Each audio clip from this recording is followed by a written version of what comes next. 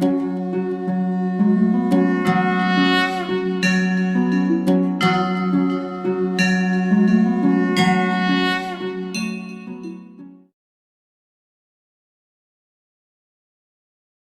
Morning વિદ્યાર્થી મિત્રો। હવે આપણું જે આ ચેપ્ટર 10 કે જેની અંદર માનવ કલ્યાણમાં સૂક્ષ્મજીવોનો ફાળો એના ઉપર આપણે ચર્ચા કરી રહ્યા છીએ। લાસ્ટ ટોપિકમાં મિત્રો આપણે ઘરગથ્થુ ઉપયોગમાં સૂક્ષ્મજીવોના ફાળા વિશે ચર્ચા કરી ગયા। આજે મિત્રો ઔદ્યોગિક ઉત્પાદનમાં સૂક્ષ્મજીવોનો ફાળો આપણે અભ્યાસ કરવાનો છે। મિત્રો ઔદ્યોગિક ઉત્પાદનની વાત આવે ત્યાં પીણા અને એન્ટીબાયોટિક્સ દવાઓ, પીણા અને શું મિત્રો એન્ટીબાયોટિક્સ દવાઓ જે ખરી પ્રતિજૈવિક દ્રવ્યો, બરાબર, એ બંનેનો ખાસ આપણને અહીંયા ઉલ્લેખ કરેલો છે, બરાબર। આ સિવાય પણ આપણે અમુક રસાયણો છે, બરાબર, અમુક એસિડ, બરાબર, કાર્બનિક એસિડ જે પણ આપણને સૂક્ષ્મજીવો દ્વારા પ્રાપ્ત થાય છે, તો એવા બધા પોઈન્ટ્સ ઉપર આપણે આજના આપણા ટોપિકની અંદર ચર્ચા કરીશું, બરાબર। મિત્રો અહીંયા એક કહી શકાય કે અહીંયા તમને સમજાવવા જે કહેવાય ને કે આપણે જે અત્યાર સુધીના જે ચેપ્ટરો અભ્યાસ કર્યા મિત્રો, એ કેવા ટોપિક હતા કે એમાં સમજવાનું વધારે હતું, બરાબર। અહીંયા એક માહિતી લક્ષી કહી શકાય છે, તમારે બધાને યાદ રાખવાના છે ખાસ કરીને, બરાબર। જો શું કહે છે, સૂક્ષ્મજીવો દ્વારા માનવજાતને ઉપયોગી એવા ઘણા ઉત્પાદનો ઔદ્યોગિક ક્ષેત્રે સંશ્લેષિત કરવામાં આવે છે। પીણા અને પ્રતિજૈવિક દ્રવ્યો એટલે કે એન્ટીબાયોટિક્સ તેના કેટલાક ઉદાહરણ છે જે ઔદ્યોગિક ક્ષેત્રે ઉત્પાદન માટે ઉપયોગી સૂક્ષ્મજીવો મોટા વાસણોમાં ઉછેરવામાં આવે છે, જેને મિત્રો આથવણકારકો, બરાબર, ફર્મેન્ટર્સ તરીકે એને ઓળખવામાં આવે છે। મિત્રો આથવણકારકો, બરાબર, મોટા વેસલ્સ, મોટા વાસણોમાં તૈયાર કરવામાં આવે છે। મિત્રો તમારી બુકમાં મેં એનો ફોટોગ્રાફ તો નથી દોર્યો, બરાબર, પરંતુ તમારી બુકમાં એ ફોટોગ્રાફ્સ આપેલો છે આથવણકારકોનો, તમે જોઈ શકો છો। 500,000 થી વધારે લીટર ધરાવતી મોટી એક આપણે એમ કહી શકીએ નળાકાર રચનાઓ આપેલી છે કે જેની અંદર મોટા પાયે આપણે પ્રતિજૈવિક દ્રવ્યો અને પીણાનું નિર્માણ કરી શકીએ છીએ। મિત્રો પીણા એટલે આલ્કોહોલ ને બધાનો ઉલ્લેખ કરેલો છે, બરાબર। હવે તમે સમજો કે સૂક્ષ્મજીવોના ઉછેર દ્વારા નાના પેટ્રી ડિશમાં કે નાના માધ્યમમાં ઉછેર કરીએ તો લોકો સમક્ષ સુધી આપણે એને પહોંચાડી શકીએ નહીં, બરાબર, ચાહે પીણા હોય કે પછી એન્ટીબાયોટિક્સ દવાઓ હોય, બરાબર। તમે અત્યારે પણ આ કોરોનાના સમયમાં મિત્રો એન્ટીબાયોટિક્સ દવાની શોધ સતત ચાલતી રહી છે મિત્રો, કે કેવી રીતે કરીને પ્રતિજૈવિક દ્રવ્યો શોધવા કે જેથી આપણે આ વાયરસનો નાશ કરી શકીએ અને લોકોનો જીવ બચાવી શકીએ, બરાબર। એટલે એન્ટીબાયોટિક્સ મિત્રો ખરેખર અગત્યના છે, બરાબર, એના વગર માનવ જીવન આપણે વિચારી શકતા નથી, બરાબર ને। તો પહેલું આપણે વાત કરવી છે મિત્રો આથવણયુક્ત પીણા, બરાબર, કે ભાઈ આથવણયુક્ત પીણાની વાત કરવી છે મિત્રો। તો આજે પીણામાં ઘણી બધી વેરાયટીઓ હોય છે મિત્રો, વિસ્કી છે, રમ છે, બરાબર કે નહીં, તો એ બધા બિયર, વાઇન, બરાબર, તો એ બધા જે પીણા તરીકે ઓળખાય છે મિત્રો, એને મોટા પાયે આવા આથવણકારકો મોટા વેસલ્સની અંદર, બરાબર, સૂક્ષ્મજીવોના ઉપયોગથી ખાસ કરીને ફળો કે આપણો અનાજ જે ખરું સડતું અનાજ, ફળો, બરાબર, એને સડવા દેવામાં આવે છે અને એમાંથી આથવણની પ્રોસેસ દ્વારા મોટા પાયે આવા પીણા તૈયાર કરવામાં આવે છે, બરાબર। જો શું કહે છે એનસીઈઆરટીમાં આપણને પ્રાચીન કાળથી વાઇન, બિયર, વિસ્કી, બ્રાન્ડી કે રમ જેવા પીણા યીસ્ટની મદદથી મિત્રો, ખાસ યાદ રાખજો, અહીંયા આપણને એક કોષી ફૂગ કઈ મિત્રો યીસ્ટની મદદથી ઉત્પાદિત કરવામાં આવે છે। આ જ હેતુ માટે વપરાતી યીસ્ટ સેકેરોમાઇસિસ સેરેવિસિસ, મિત્રો એનું નામ પણ આપણને વૈજ્ઞાનિક આપી દીધું છે ખાસ, બરાબર। ગુજરાત બોર્ડ, ગુજકેટ કે આપણી નીટ જે એક્ઝામો જે ખરી એની અંદર આવા એક્ઝામ્પલ સતત પૂછાતા હોય છે, બરાબર। તો યાદ રાખીશું મિત્રો કઈ સેકેરોમાઇસિસ સેરેવિસિસ, બરાબર, યીસ્ટ જે બ્રેડ બનાવવા માટે પણ ઉપયોગી છે, બરાબર, તેની મદદથી ધાન્ય અને ફળોના રસમાંથી ઇથેનોલ ઉત્પાદન થાય છે। ચલો ક્લિયર, ખ્યાલ આવી ગયો। એટલે સેકેરોમાઇસિસ સેરેવિસિસ કાલે બી જોઈ ગયા કે બ્રેડ બનાવવા માટે ઉપયોગી છે અને એનો જ ઉપયોગ અહીંયા આપણે એમ કહી શકીએ કે આથવણની ક્રિયામાં દ્વારા આપણે ઇથેનોલ મતલબ કે જે પીણા જે તૈયાર કરવામાં આવે છે, ખ્યાલ આવી ગયો, બરાબર। એના પછી આપણને જે બ્રેવર્સ યીસ્ટ, આપણે ખાસ યાદ રાખજો, જે બ્રેવર્સ યીસ્ટ તરીકે ઓળખાય છે. એટલે આપણે જે સેકેરોમાઇસિસ સેરેવિસિસ જે ખરી યીસ્ટ એ બ્રેવર્સ યીસ્ટ તરીકે ઓળખાય છે. આગળ શું કહે છે જુઓ, શું તમને યાદ છે કે કઈ ચયાપચય પ્રક્રિયાને કારણે યીસ્ટમાંથી ઇથેનોલનું ઉત્પાદન થાય છે? મિત્રો ચયાપચય ક્રિયાની વાત આવે તો સીધી વસ્તુ છે, આપણે અજારક શોષણની જ વાત કરીશું, બરાબર? કારણ કે આથવણ શબ્દ જ એના માટે વપરાય છે. આથવણ માટે વપરાતા કાચા માલના પ્રકાર અને પ્રક્રિયાના પ્રકાર, નિસ્યંદિત કે અનિસ્યંદિતને આધારે વિવિધ પ્રકારના આલ્કોહોલિક પીણા તૈયાર કરવામાં આવે છે. મિત્રો કયા આલ્કોહોલિક પીણા તૈયાર થશે એ કેવી રીતે ડિસાઈડ થાય? બરાબર, તો સીધી વસ્તુ છે, તમે જો અનાજ પણ યુઝ થાય છે, ફળો પણ યુઝ થાય છે, બરાબર? તો અનાજ ઉપર આથવણની ક્રિયા દ્વારા તો અમુક પ્રકારની બ્રાન્ડ તૈયાર થતી હોય, ફળોમાં આથવણની ક્રિયા થઈ તો અમુક પ્રકારની બ્રાન્ડ તૈયાર થતી હોય. સાથે સાથે એટલે કહેવાનો મતલબ તમે કયો ઘટક ના ઉપર આથવણની ક્રિયા કરી રહ્યા છો એના આધારે એ પીણાની પ્રોડક્ટ તૈયાર થતી આપણને જોવા મળે છે, બરાબર? સાથે સાથે એક ઓર પ્રક્રિયાનો પ્રકાર પણ અહીંયા શબ્દ વાપર્યો છે કે જે કાચા માલનો પ્રકાર તો ખરો જ, કે કાચો માલ તમે કયો વાપરી રહ્યા છો, સડતું અનાજ છે કે સડતા ફળો છે, બરાબર કે નહીં? અને સાથે સાથે એના પ્રક્રિયાના પ્રકાર ઉપર પણ ધ્યાન આપ્યું છે કે ભાઈ નિસ્યંદિત કે અનિસ્યંદિત, બરાબર? પેલું તમારે આવતું ને કે શાયદ તમે આગળ વિભાગીય નિસ્યંદિત વાળું જોઈ ગયા છો પેટ્રોલિયમ પેદાશોમાં કે ભાઈ પેટ્રોલ, કેરોસીન, ડીઝલ અલગ અલગ કેવું આપણે અલગીકૃત કરતા હોઈએ છીએ અલગ અલગ ટેમ્પરેચરે. એવું અહીંયા પણ એવું જ કહે છે કે ભાઈ જ્યારે હવે ફળોના રસને સળગતો હોય ને એમાંથી જ્યાં પીણા તૈયાર થતા હોય તો 2 થી 3 પીણા તૈયાર થતા હોય, પણ એમાંથી નિસ્યંદિત કે અનિસ્યંદિત, બરાબર? નિસ્યંદિત એટલે ગાળણની પ્રોસેસ કરવી અને અનિસ્યંદિત એટલે જે તૈયાર થયું એને છૂટું પાડતો, તો એ અનિસ્યંદિત થયું. તો એના આધારે પણ એટલે 2 પોઈન્ટને આધારે આ પીણા તૈયાર થાય. એક તમે કયા પ્રકારનો કાચો માલ વાપરી રહ્યા છો તે, અને બીજો પોઈન્ટ શું કે તમે કઈ પ્રક્રિયાનો પ્રકાર છે, નિસ્યંદિત કે અનિસ્યંદિત, એના આધારે આપણને અલગ અલગ આલ્કોહોલિક પીણા પ્રાપ્ત થતા જોવા મળે છે. ચલો ક્લિયર છે? ખ્યાલ આવી ગયો મિત્રો? આગળ આપણને એ જ વસ્તુ સમજાવેલી છે, ધ્યાન આપજો કે ભાઈ જો વાઇન અને બિયરનું ઉત્પાદન નિસ્યંદન વગર મેળવવામાં આવે છે. મિત્રો આવા પોઈન્ટ ઉપર ખાસ તમારે ધ્યાન રાખવાનું છે.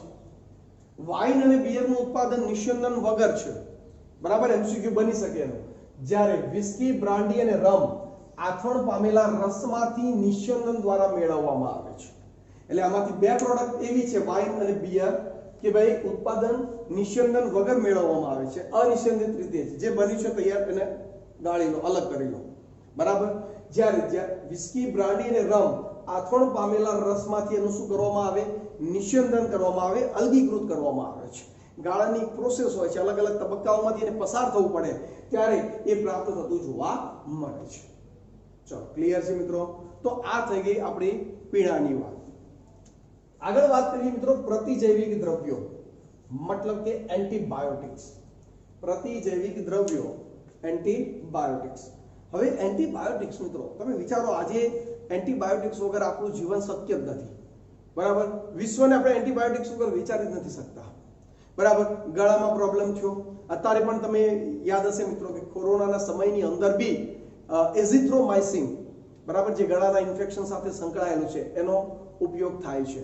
અલગ અલગ કેટલી મિત્રો એન્ટીબાયોટિક્સ દવાઓ છે, બરાબર? અને એન્ટીબાયોટિક્સ દવાથી જ આજે આપણું મતલબ કે માનવ સમાજ તો એના ઉપર જ ટકેલો છે, બરાબર? કંઈક થયું ડોક્ટર પાસે ગયા, સર એન્ટીબાયોટિક્સ દવા આપી દો ને. મતલબ તમે એન્ટીબાયોટિક્સ ન માંગતા પણ ડોક્ટર તો એન્ટીબાયોટિક્સ તમને આપતા હોય, બરાબર? કે જે પેલા ઇન્ફેક્શન સામે કે પેલા જે વાયરસ બેક્ટેરિયાનું જે ઇન્ફેક્શન થયું છે એની સામે તમને શું આપે? રક્ષણ પૂરું પાડવાનું કાર્ય કરે છે. એટલે એન્ટીબાયોટિક્સનું વિશ્વ આજે આપણે જો વિચારવા જઈએ તો શક્ય જ નથી. એના વગર મતલબ જીવન એમાં આપણે વિચારી શકીએ જ નહીં, બરાબર? એટલા આજે આપણે એન્ટીબાયોટિક્સ સાથે શું છે? જોડાઈ ગયા છે, બરાબર? હવે એન્ટીબાયોટિક્સની વાત કરું મિત્રો તો આ એન્ટીબાયોટિક્સ ક્યાંથી તૈયાર કરવામાં આવે છે? મિત્રો આ એન્ટીબાયોટિક્સ સૂક્ષ્મજીવોમાંથી જ મેળવવામાં આવે છે અને એનો ઉપયોગ સૂક્ષ્મજીવો સામે જ કરવામાં આવે છે. પણ કેવા સૂક્ષ્મજીવો સામે? જે રોગકારકો છે, જે આપણા માટે નુકસાનકારક છે. ખ્યાલ આવે છે કે નહીં? તો એવા રોગકારકો સામે લડવા માટે, એમનો નાશ કરવા માટે, આપણો બચાવ કરવા માટે બીજા સૂક્ષ્મજીવોમાંથી આવી એન્ટીબાયોટિક્સ તૈયાર કરવામાં આવે છે. ચલો ક્લિયર છે? શરૂઆતમાં મિત્રો તમને એન્ટીબાયોટિક્સનો શબ્દ મતલબ સમજાવવાનો અહીંયા પ્રયત્ન કર્યો છે કે ભાઈ એન્ટી ગ્રીક શબ્દ છે, એનો અર્થ થાય છે વિરુદ્ધ, અને બાયો એટલે જીવન. જીવન વિરુદ્ધ એવો એન્ટીબાયોટિક્સનો મતલબ અહીંયા આપણને સમજાવેલો છે. ચલો ક્લિયર છે? તો મિત્રો અહીંયા પણ આપણે એનસીઈઆરટી સાથે સાથે જતા જઈએ અને એને સમજતા જઈએ. બરાબર. સૂક્ષ્મ જીવો દ્વારા પ્રતિજૈવિક દ્રવ્યોનું ઉત્પાદન 20મી સદીની અત્યંત મહત્વપૂર્ણ શોધ અને માનવ સમાજના કલ્યાણ માટે એક ખૂબ જ મોટી ઉપલબ્ધિ માનવામાં આવે છે. બરાબર ને મિત્રો? 20મી સદીની સૌથી મોટામાં મોટી જો કોઈ શોધ હોય તો એ કઈ છે? એન્ટીબાયોટિક્સની શોધ. બરાબર. અને આજે તો આપણે એન્ટીબાયોટિક્સ વગર આપણું જીવન આપણે વિચારી શકતા પણ નથી, એટલું એનું મહત્વ છે મિત્રો. ખ્યાલ આવે છે કે નહીં? આગળ એન્ટી ગ્રીક શબ્દ છે જેનો અર્થ થાય છે વિરુદ્ધ, અને બાયો જેનો અર્થ થાય છે મિત્રો જીવન. બરાબર. બંનેના સમન્વય દ્વારા બનતો શબ્દ એટલે શું મિત્રો? જીવન વિરુદ્ધ, અગેન્સ્ટ લાઈફ થાય છે. બરાબર. સજીવો દ્વારા થતા રોગોના સંદર્ભમાં, બરાબર, એને અગેન્સ્ટ લાઈફ તરીકે આપણે ઓળખીએ છીએ. હવે જો આગળ શું કહે છે? જ્યારે મનુષ્યના સંદર્ભમાં તેઓ જીવન વિરુદ્ધ નહીં. એટલે આપણા જીવન વિરુદ્ધ નથી એન્ટીબાયોટિક્સ. એ કોના વિરુદ્ધ છે? જે રોગકારકો છે, જે એવા રોગકારકો જે આપણા માનવ શરીર માટે રોગો ઉત્પન્ન કરતા હોય એમના માટેની વાત ચાલે છે. બરાબર. પરંતુ પૂર્વ જીવન પ્રો લાઈફ માનવામાં આવે છે. પ્રતિજૈવિક દ્રવ્યો એક પ્રકારના રસાયણો છે જેમનું નિર્માણ કેટલાક સૂક્ષ્મજીવો દ્વારા કરવામાં આવે છે. એટલે સૂક્ષ્મજીવો દ્વારા જ કરવામાં આવે. તમને પહેલા જ કહી દીધું. જે અન્ય સૂક્ષ્મજીવોને, પણ કેવા સૂક્ષ્મજીવો? તો કે રોગ સર્જનારાને મારી નાખે છે. બરાબર. અને અથવા તો તેમની વૃદ્ધિને શું કરે? મંદ કરી દે છે. બરાબર. એટલે આપણી અંદર કોઈ આવો સૂક્ષ્મજીવ રોગકારક અંદર દાખલ થઈ ગયો હોય અને જો આપણે આવી એન્ટીબાયોટિક્સ દવા એની સામે પર્ટિક્યુલર એની સામે, પછી કોઈ બી એન્ટીબાયોટિક્સ દવા લો તો અસર નહીં થાય. બરાબર. પણ એન્ટીબાયોટિક્સ દવા લઈ લઈએ, બરાબર, તો એની વૃદ્ધિ અટકી જશે, એનું મૃત્યુ થઈ જશે, જેથી આપણે એ રોગથી શું થઈએ મિત્રો? બચી શકીએ છીએ. બરાબર. આગળ તમે સામાન્ય ઉપયોગમાં લેવાતી એન્ટીબાયોટિક પેનિસિલિનથી પરિચિત છો. બરાબર ને મિત્રો? શું તમે જાણો છો સૌપ્રથમ શોધાયેલ એન્ટીબાયોટિક પેનિસિલિન છે અને તેની શોધ અનાયાસે થઈ હતી. મતલબ એની શોધ કરવામાં આવી નહોતી, એની શોધ અનાયાસે થઈ ગઈ હતી. મતલબ જે પણ વૈજ્ઞાનિક છે, આપણે ભણવાના છીએ, ચર્ચા એમની જ પણ છે, પરંતુ એ જ્યારે એમનામાં બીજો અભ્યાસ કરતા હતા અને ત્યાં એમને આ પેનિસિલિનની શોધ થઈ ગઈ હતી. તો હવે એ જે શોધ જે ખરી મિત્રો, એ શોધ ઉપર આપણે ચર્ચા કરવાની છે. અને એના માટે મિત્રો આપણા પહેલા જે વૈજ્ઞાનિક છે એલેક્ઝાન્ડર ફ્લેમિંગ, કે જેને એન્ટીબાયોટિક્સની આપણે જે આપણા વિશ્વ માટે એક રસ્તો ક્લિયર કર્યો, એ હતા મિત્રો એલેક્ઝાન્ડર ફ્લેમિંગ. બરાબર. એ સ્ટેફાઇલોકોકાઈ નામના બેક્ટેરિયા ઉપર અભ્યાસ કરતા હતા. સમજો મિત્રો, એલેક્ઝાન્ડર ફ્લેમિંગ કોના ઉપર અભ્યાસ કરતા હતા? સ્ટેફાઇલોકોકાઈ નામના જે બેક્ટેરિયા જે ખરા એમના ઉપર અભ્યાસ કરતા હતા. બરાબર. હવે એ સમયે શું થયું કે એ જે બધા વેસલ્સ હોય એને ધોઈને એના ઉપર એ બેક્ટેરિયાને ઉછેરતા અને એમનો અભ્યાસ કરતા હતા. બરાબર. એવામાં એકાદ વેસલ્સ કે જે ધોયા વગરનું હતું અને એના પર મોલ્ડનું નિર્માણ થયું, મતલબ ફૂગનું નિર્માણ થયું. ખ્યાલ આવે છે કે નહીં? અને પછી જોયું કે જે વેસલ્સ ઉપર ફૂગ હતું, મતલબ બે દિવસ પડી રહ્યું હોય, સાફ નહીં કર્યું હોય, તો એ વેસલ્સ ઉપર આ સ્ટેફાઇલોકોકાઈ બેક્ટેરિયા વૃદ્ધિ પામી શકતા નહોતા. એટલે એમને ડિસાઈડ કર્યું, એટલે એમણે જોયું કે આ ફૂગમાંથી એવું કંઈક રસાયણ મુક્ત થઈ રહ્યું છે કે જેના કારણે આ બેક્ટેરિયાની વૃદ્ધિ અટકી રહી છે, કે બેક્ટેરિયા નાશ પામી રહ્યા છે. બરાબર ને? તો એ રીતે એક પેનિસિલિનની શોધ થઈ છે. જો શું કહે છે? સ્ટેફાઇલોકોકાઈ બેક્ટેરિયા પર કાર્ય કરી રહ્યા હતા ત્યારે તેમણે જોયું કે ધોયા વગરની એક સંવર્ધિત પ્લેટ પર મોલ્ડ ઉત્પન્ન થઈ. શું ઉત્પન્ન થઈ મિત્રો? મોલ્ડ. જ્યારે સ્ટેફાઇલોકોકાઈ વૃદ્ધિ પામી શક્યા નહીં, જેના કારણે, બરાબર, જ્યાં સ્ટેફાઇલોકોકાઈ એ પ્લેટ ઉપર વૃદ્ધિ પામી શક્યા નહીં, તેમણે નોંધ્યું કે મોલ્ડ દ્વારા ઉત્પન્ન થતા રસાયણને કારણે આવું થયું. એટલે કોઈક રસાયણ મુક્ત થઈ રહ્યું છે. પછી તેમણે શું નામ આપ્યું? પેનિસિલિન નામ આપ્યું. કારણ કે તે પેનિસિલિયમ નોટેટમ મોલ્ડ ફૂગમાંથી સર્જાયું હતું. મતલબ એ રસાયણનું નામ પેનિસિલિન, એન્ટીબાયોટિક્સનું નામ પેનિસિલિન કેમ પડ્યું? કારણ કે જે ફૂગ હતી, જે મોલ્ડ હતી, એનું નામ હતું પેનિસિલિયમ નોટેટમ. શું હતું મિત્રો? પેનિસિલિયમ નોટેટમ, અને એ ફૂગમાંથી રસાયણ મુક્ત થયું જેના કારણે પેલો સ્ટેફાઇલોકોકાઈ બેક્ટેરિયા પોતાની વૃદ્ધિ કરી શકતો નહોતો, એટલે એ રસાયણના નામ ઉપર એ રસાયણનું નામ આપ્યું ફૂગના નામ ઉપરથી પેનિસિલિન. શું આપ્યું? પેનિસિલિન. બરાબર. પછી તો મિત્રો બીજા આ એકચ્યુઅલી એક શોધ થઈ. હવે આ એન્ટીબાયોટિક્સ વધારે સારી રીતે કામ કરી શકે, એની તીવ્રતામાં વધારો થાય એવા પણ વૈજ્ઞાનિકો આવ્યા કે અર્નેસ્ટ ચેઇન અને હાવર્ડ ફ્લોરે. અર્નેસ્ટ ચેઇન અને હાવર્ડ ફ્લોરે એને આ જે પેનિસિલિન જે હતું એની તીવ્રતા, એની કામ કરવાની ક્ષમતામાં વધારો થાય એવા પ્રયત્નો એ બંને કર્યા. જો એની તીવ્ર ક્ષમતા ધરાવતી ઉપયોગી એન્ટીબાયોટિક્સ એમાંથી શું કરી એમને પ્રસ્થાપિત કરી. બરાબર. એટલે પેનિસિલિનની શોધ એલેક્ઝાન્ડર ફ્લેમિંગે કરી, પણ એમાં સુધારો કર્યો, એની ક્ષમતામાં, એની તીવ્રતામાં વધારો સારો થાય એવું અર્નેસ્ટ ચેઇન અને હાવર્ડ ફ્લોરે દ્વારા કરવામાં આવેલી હતી. બરાબર. અને આ એન્ટીબાયોટિક્સનો ઉપયોગ મિત્રો બીજા વિશ્વયુદ્ધમાં ઘાયલ અમેરિકન સૈનિકોની સારવાર માટે વ્યાપક રૂપે કરવામાં આવ્યો હતો. બરાબર. અને એટલા માટે જ મિત્રો ફ્લેમિંગ, ચેઇન અને ફ્લોરેનને આ સંશોધન માટે 1945 માં મિત્રો 1945 માં નોબેલ પુરસ્કારથી શું કરવામાં આવે? ત્રણેયને સન્માનિત કરવામાં આવ્યા છે. ચલો, ક્લિયર છે મિત્રો? ખ્યાલ આવી ગયો? તો અહીંયા આ જે આખો આપણો પેરેગ્રાફ જે હતો એની અંદર ખાસ આપણે પેનિસિલિનની શોધની વાત કરી. શરૂઆત એલેક્ઝાન્ડર ફ્લેમિંગ દ્વારા થઈ હતી. એ કોઈ બેક્ટેરિયા, તો કયો બેક્ટેરિયા? સ્ટેફાઇલોકોકાઈ બેક્ટેરિયા ઉપર અભ્યાસ કરી રહ્યા હતા. બરાબર. પાત્રની અંદર એ બધા વેસલ્સમાં જે ઉછેરતા હતા, હવે એક વેસલ્સ એમને સીધી વસ્તુ છે, 1-2 દિવસ સાફ નહીં કર્યું હોય તો એની ઉપર મોલ્ડ એટલે કે ફૂગ આવી ગઈ હતી. બરાબર. એ ફૂગ દ્વારા જ્યાં ફૂગ આવી એ વેસલ્સ ઉપર બેક્ટેરિયા વૃદ્ધિ પામી શકતા નહોતા, તો એમને જોયું કે એ મોલ્ડ કે ફૂગની અંદર એવો કયો ઘટક છે, રસાયણ છે કે જેના કારણે આ બેક્ટેરિયા મૃત્યુ પામતા હતા. પછી એનું નામ આપ્યું મિત્રો પેનિસિલિન. તો કેવી રીતે આપ્યું? તો કે ફૂગના નામ ઉપરથી, કે ફૂગનું નામ શું હતું? પેનિસિલિયમ નોટેટમ હતું. તો એના આધારે એને પેનિસિલિન તરીકે ઓળખાવ્યું. બરાબર. પછી તો આ જે પેનિસિલિન હતું એ વધારે સારી રીતે કામ કરી શકે, વધારે તીવ્રતાથી કામ કરી શકે એના માટેના પ્રયત્નો કોણે કર્યા? અર્નેસ્ટ ચેઇન અને હાવર્ડ ફ્લોરેએ કર્યા. અને આ પેનિસિલિન એન્ટીબાયોટિક્સનો ઉપયોગ બીજા વિશ્વયુદ્ધમાં ઘાયલ અમેરિકી સૈનિકો પર સતત કર્યો અને એના સારા એવા રિઝલ્ટ મળ્યા, જેના કારણે આ ત્રણેયને નોબેલ પુરસ્કાર 1945 માં પ્રાપ્ત થયો. ચાલો, ક્લિયર છે? આગળ વાત કરીએ મિત્રો. પછી તો પેલું કહેવાય ને એક શોધ થાય એના પછી તો અસંખ્ય નવા એન્ટીબાયોટિક્સ ધીરે ધીરે શું થાય? શોધાવા લાગે. કારણ કે આવા તો ઘણા બધા સજીવો છે કે જે હવે પ્રતિજૈવિક દ્રવ્યોનું નિર્માણ કરતા હોય. બરાબર કે નહીં? જો પેનિસિલિન પછી તો અન્ય એન્ટીબાયોટિક્સની પણ શોધ થઈ. બરાબર. એમાં આપણે કહી શકીએ મિત્રો પ્લેગ, કાળી ખાંસી. બરાબર. કાળી ખાંસીની વાત કરીએ મિત્રો તો કે ઉટાટિયું, વોપિંગ કફ, કે જે વધારે પડતું આપણે કહીએ ને કે ઉધરસ વધારે માત્રામાં આવી એર્યું, તો કે કાળી ખાંસી, ઉટાટિયું.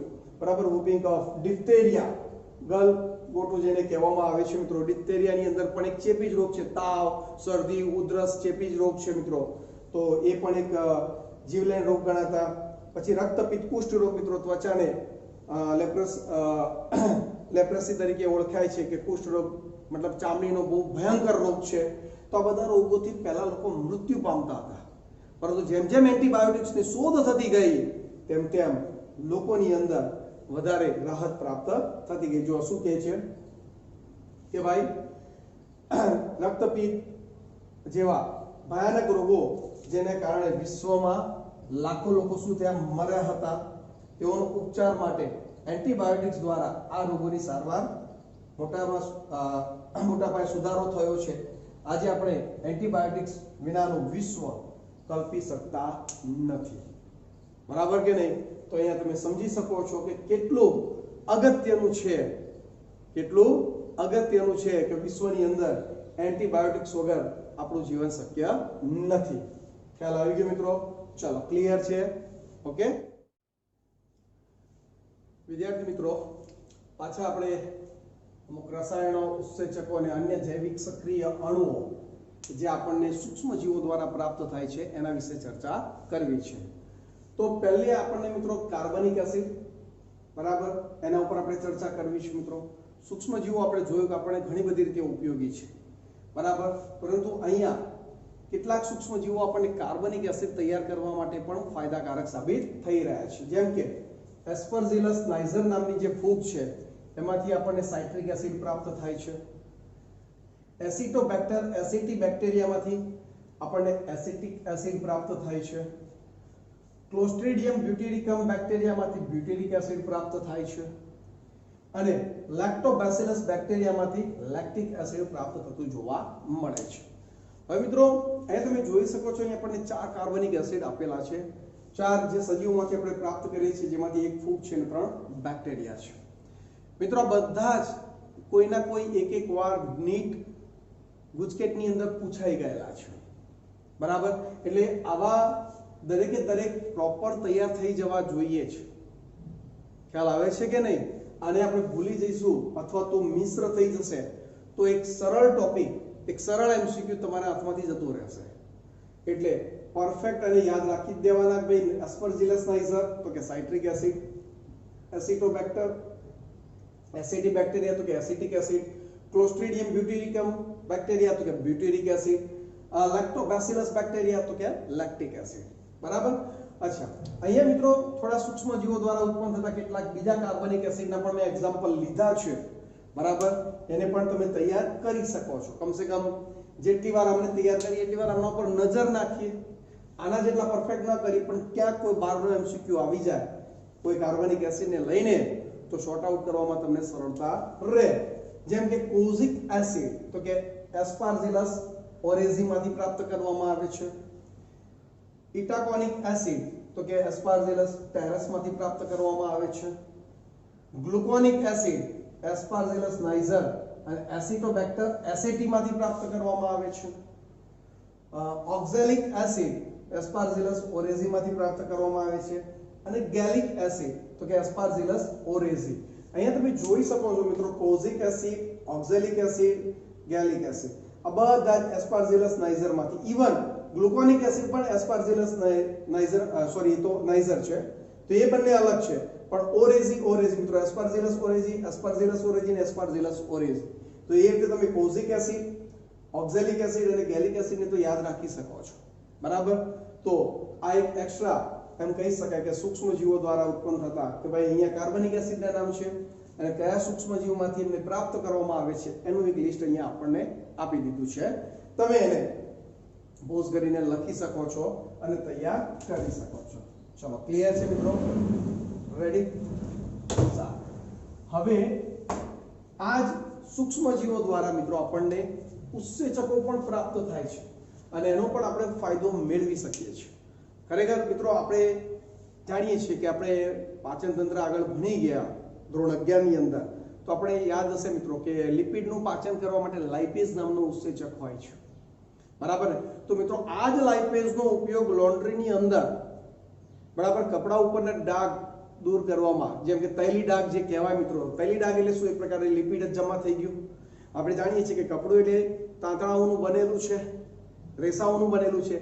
હવે એની અંદર લિપિડ જમા થાય એટલે દૂર જતું, મતલબ એને આપણે કાઢી શકતા નથી.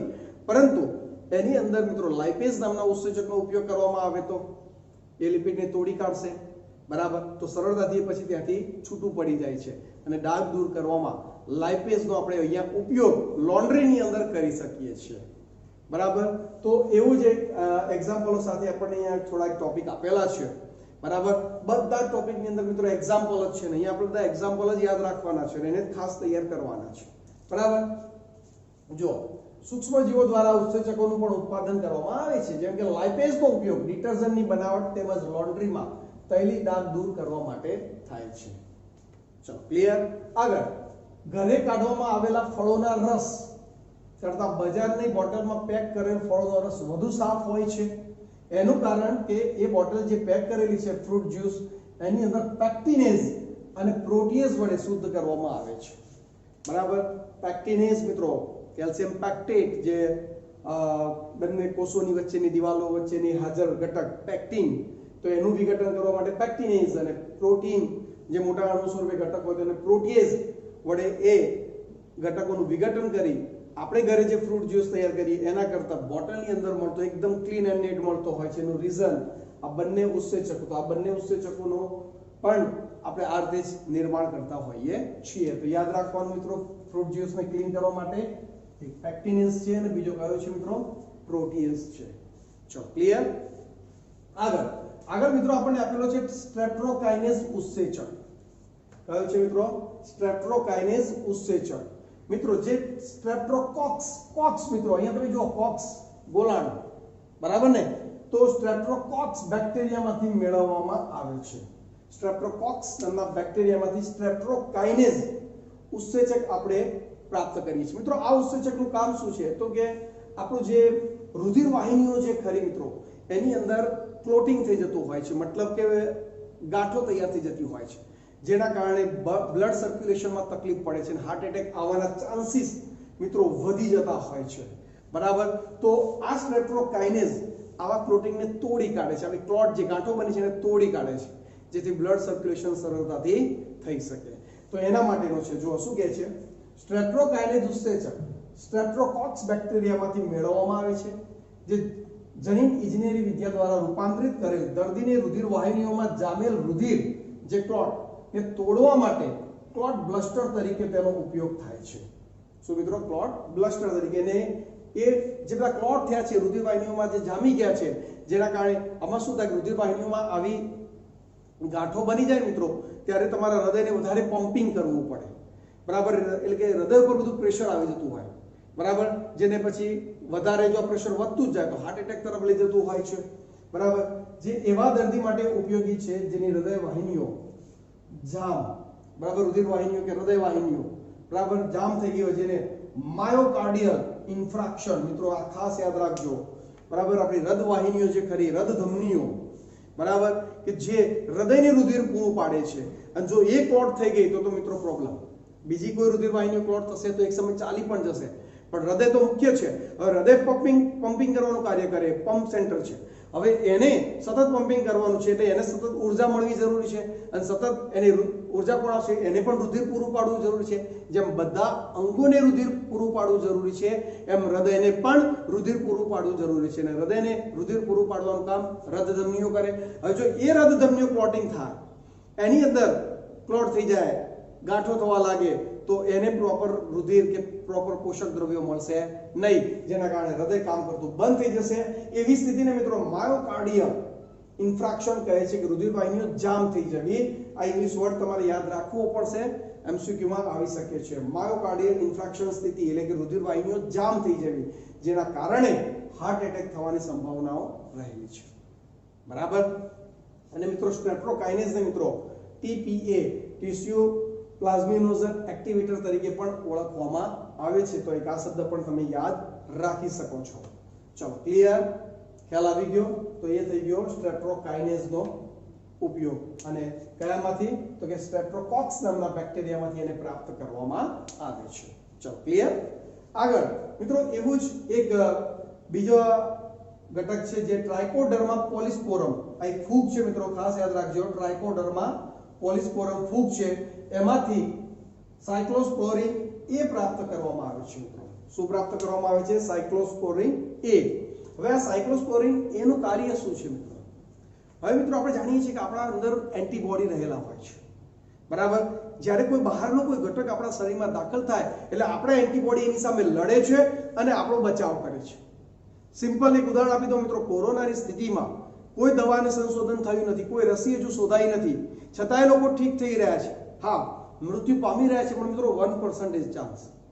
બરાબર. 99% રિકવર થઈ રહ્યા છે. તો રીઝન શું છે? તો આપણા તમે જો શરૂઆત થાય, એ વાયરસ અંદર દાખલ થયો તો અઠવાડિયું 10 દિવસ સુધી ડિસ્ટર્બ થાય છે, પણ પછી એ નોર્મલ થઈ જાય છે. રીઝન? કારણ કે પહેલા આપણા શરીરમાં કોરોના વાયરસ સામેના એન્ટીબોડી નહોતા, પણ જેવો વાયરસ દાખલ થયો એટલે ધીરે ધીરે આપણું રોગપ્રતિકારક તંત્ર એને ઓળખે છે અને એ પ્રકારના એન્ટીબોડીનું શું કરે? નિર્માણ કરે છે. પણ થોડો સમય તો લે કે નહીં? ખ્યાલ આવે છે કે નહીં? તો હવે એ એન્ટીબોડી પછી આપણને રક્ષણ પૂરું પાડે. હવે સ્થિતિ કેવી છે કે જ્યારે કોઈ વ્યક્તિનું એક સિમ્પલ ઉદાહરણ લઈ લો, કિડની ફેલ થઈ ગઈ છે, કિડની ફેલિયર છે. બરાબર. હવે એ વ્યક્તિને બહારથી કોઈ ડોનરની, દાતાની કિડની અંદર દાખલ કરવી પડે એમ છે. બરાબર, પણ એ કિડનીની રચના સીધી વસ્તુ છે, જે તે મનુષ્ય જે દર્દી છે એની અંદર તો એનું પેશી તંત્ર આખું અલગ જ હશે. મતલબ ગમે તેનું મેચ કરે ડોક્ટર, ઘણું બધું પેશી રચના, બ્લડ બધું જ મેચ કરીને જે ટ્રાન્સપ્લાન્ટ કરતા હોય છે, છતાં પણ થોડું ઘણું તો વેરિએશન હોય જ ને મિત્રો. તો જેવું એ કિડની અંદર દાખલ થશે ને એટલે તરત જ આપણું રોગ પ્રતિકારક તંત્ર એની સામે એન્ટીબોડી બનાવવા લાગશે. ભાઈ આ તો આપણો બહારનો કોઈ ઘટક છે, આપણો નથી, આનો નાશ કરવો જરૂરી છે. ખ્યાલ આવે છે કે નહીં? એટલે એન્ટીબોડી ડેવલપ થવા લાગશે અને એનો નાશ કરી કાઢશે. પણ મિત્રો તમે તો જાણો છો કે કિડની ટકવી જરૂરી છે, તો જે દર્દી ટકશે. ખ્યાલ આવે છે કે નહીં? તો એ એન્ટીબોડીને નિષ્ક્રિય કરવા માટે જાણી જોઈને આપણે આપણા જો રોગ પ્રતિકારક તંત્રને ખાલી એ કિડની પૂરતું શું કરવું છે? નિષ્ક્રિય કરવું છે. ભાઈ તો એને રહેવા દે, એ કિડની ટકશે તો આપણે ટકીશું. ખ્યાલ આવે છે કે નહીં? તો એ બહારના અંગને ટકાવવા માટે જે ઔષધીય તરીકે જેનો ઉપયોગ થાય છે મિત્રો, સાયક્લોસ્પોરિન, એનો ઉપયોગ થાય છે, જે શેમાંથી પ્રાપ્ત થાય છે? ટ્રાઇકોડર્મા પોલિસ્પોરમમાંથી, ફૂગમાંથી. દર્દીઓના અંગ પ્રત્યારોપણમાં પ્રતિકારકતાને ઘટાડનાર તરીકે મિત્રો જુઓ, પ્રતિકારકતા આપણા રોગ પ્રતિકારક તંત્રને ઘટાડે છે મિત્રો, બરાબર ને? ઇમ્યુનો સપ્રેસિવ એજન્ટ તરીકે ઓળખાય છે મિત્રો. મતલબ કે આપણું રોગ પ્રતિકારક તંત્રને નિષ્ક્રિય કરે છે સાયક્લોસ્પોરિન, એ પર્ટિક્યુલરલી જે પેલું અંગ દાખલ કર્યું છે એના પૂરતું. ખ્યાલ આવી ગયો? જેથી એનો બચાવ થઈ શકે. બરાબર, તો અંગ પ્રત્યારોપણમાં પ્રતિકારકતા તરીકે, પ્રતિકારકતા ઘટાડનાર તરીકે સાયક્લોસ્પોરિન એનો ઉપયોગ થાય છે, જે કઈ ફૂગ? તો કે ટ્રાઇકોડર્મા પોલિસ્પોરમ ફૂગમાંથી પ્રાપ્ત કરવામાં આવે છે. ચલો, ક્લિયર છે મિત્રો? ખબર પડી ગઈ દરેકને? ઓકે, હજુ પણ એક ઉદાહરણ છે મિત્રો, રુધિરમાં કોલેસ્ટ્રોલનું પ્રમાણ ઘટાડનાર સ્ટેટિન્સ. બરાબર, આપણા રુધિરમાં કોલેસ્ટ્રોલ વધી જાય મિત્રો, એ પણ હાર્ટ એટેક વાળી સ્થિતિ તરફ લઈ જતું હોય છે. તો એના માટે કોણ? સ્ટેટિન્સ વપરાય છે, જે વ્યવસાયિક ધોરણે ઉત્પાદન મોનોસ્કસ પુર્પુરિયસ યીસ્ટ નામની ફૂગ છે મિત્રો. આ પણ યાદ રાખશું ખાસ. સ્ટેટિન્સ શામાંથી મળવામાં આવે છે? મોનોસ્કસ પુર્પુરિયસ માંથી. સ્ટેટિન્સનો ઉપયોગ શું છે? રુધિરમાં કોલેસ્ટેરોલનું પ્રમાણ ઘટાડવા માટે, કંટ્રોલ કરવા માટે. બરાબર, અને કોલેસ્ટેરોલના સંશ્લેષણ માટે જવાબદાર ઉત્સેચક સ્પર્ધા નિગ્રાહકની જેમ કાર્ય કરે છે. બરાબર, એટલે કે આ સ્ટેટિન્સ જે ખરું એ સ્પર્ધા નિગ્રાહક એટલે કે રુધિરમાં કોલેસ્ટેરોલના કંટ્રોલ માટેના કાર્ય સાથે શું છે? સંકળાયેલું છે. તો સ્ટેટિન્સ કોલેસ્ટ્રોલનું કંટ્રોલ કરે છે. ક્યાંથી? તો કે મોનોસ્કસ પુર્પુરિયસ નામની યીસ્ટમાંથી એને પ્રાપ્ત કરવામાં આવે છે. તો અહીંયા તમે મિત્રો જોઈ શકો છો, અહીંયા આપણે ઉત્સેચકોમાં લાઇપેઝની વાત કરી, પેક્ટિનેઝ અને પ્રોટીએઝની વાત કરી, જે તમારા ફ્રૂટ જ્યુસને શુદ્ધ કરે છે, ક્લીન કરે છે. બરાબર, આપણે સ્ટ્રેપ્ટોકોક્સ બેક્ટેરિયામાંથી સ્ટ્રેપ્ટોકાઇનેઝની વાત કરી, જે આપણી હૃદ ધમનીઓ જે જામી ગઈ હોય છે, બરાબર, તો એને ક્લિયર કરવામાં મહત્વનો ભાગ ભજવે છે. ટ્રાઇકોડર્મા પોલિસ્પોરમમાંથી સાયક્લોસ્પોરિન એનો ઉપયોગ કર્યો કે જે આપણને અંગ પ્રત્યારોપણમાં આપણા પ્રતિકારક તંત્રને નિષ્ક્રિય કરવામાં ફાયદાકારક સાબિત થાય છે. અને કોલેસ્ટેરોલને કંટ્રોલ કરવા માટે સ્ટેટિન્સ, જે મોનોસ્કસ પુર્પુરિયસ નામની ફૂગમાંથી, યીસ્ટમાંથી પ્રાપ્ત કરવામાં આવે છે. ચલો, ક્લિયર છે મિત્રો? તો અહીંયા એ આખો ટોપિક આપણો શું થઈ ગયો? પૂર્ણ થાય છે. અહીંયા થોડા ઉદાહરણ મેં લીધા છે સૂક્ષ્મજીવો દ્વારા ઉત્પન્ન થતા કેટલાક વિટામિનના એક્ઝામ્પલ પણ છે મિત્રો, ધ્યાન આપો. રિબોફ્લેવિન, જેને આપણે વિટામિન B2 તરીકે ઓળખીએ છીએ, જે આસિબિયા ગોસિપી નામની ફૂગમાંથી પ્રાપ્ત થાય છે મિત્રો. તો એ પણ તમે યાદ રાખજો, અને પૂછાતું જ હોય છે. બરાબર, તૈયાર થઈ જવું જોઈએ. પછી મિત્રો સાયનોકોબાલેમાઇન, બરાબર, સાયનોકોબાલેમાઇન, જેને આપણે વિટામિન B12 સ્વરૂપે ઓળખીએ છીએ મિત્રો. તો સ્યુડોમોનાસ ડેનિટ્રિફિકન્સ અને બેસિલસ મેગાથિલિયમ માંથી એ પ્રાપ્ત થતું હોય છે, મતલબ તૈયાર કરવામાં આવે છે. આ સિવાય એસ્કોર્બિક એસિડ, જેને વિટામિન C તરીકે ઓળખીએ છીએ મિત્રો, તો એસિટોબેક્ટર માંથી એ પ્રાપ્ત થાય છે આપણને. બરાબર, એક અંતઃસ્રાવનું પણ એક્ઝામ્પલ લઈ લીધું છે મિત્રો, રાઇઝોપસ નિગ્રિકન્સ, જે હાઇડ્રોક્સી પ્રોજેસ્ટેરોન મિત્રો, પ્રોજેસ્ટેરોન સ્ટેરોઇડ અંતઃસ્રાવ છે, બરાબર ને? સ્ટેરોઇડ ઉત્પાદિત ઘટક છે, જે અંતઃસ્રાવનું રાઇઝોપસ નિગ્રિકન્સ માંથી પ્રાપ્ત કરવામાં આવે છે. તો અહીંયા થોડા એક્સ્ટ્રા 3 વિટામિન ને એક અંતઃસ્રાવ એક્ઝામ્પલ મેં તમને આપ્યા છે, એ પણ તમે જોડે જોડે જો તૈયાર કરી દેશો તો ક્યાંક ને ક્યાંક મિત્રો 100% તમને કામમાં આવી જશે. ખ્યાલ આવી ગયો? તો અહીંયા આપણો આજનો આ ટોપિક, બરાબર, કે જે ઔદ્યોગિક રીતે કહી શકીએ પીણા ઉત્પાદનમાં પ્રતિજૈવિક દ્રવ્યોના નિર્માણમાં, સાથે સાથે આપણે એમ કહી શકીએ ઉત્સેચકો, બરાબર, વિટામિન, અંતઃસ્ત્રાવો, બરાબર, અન્ય કાર્બનિક રસાયણોના નિર્માણમાં સૂક્ષ્મજીવો આપણા માટે કેવા છે મિત્રો? ખૂબ જ ફાયદાકારક સાબિત થઈ રહ્યા છે. બરાબર, દરેક વિદ્યાર્થીઓને જો મિત્રો ટોપિકની અંદર સમજાવવાનું તો બહુ ખાસ છે નહીં, પણ જે એક્ઝામ્પલ આપેલા છે એ તમારા એકદમ ક્લિયર કટ થઈ જવા જોઈએ. ઓકે.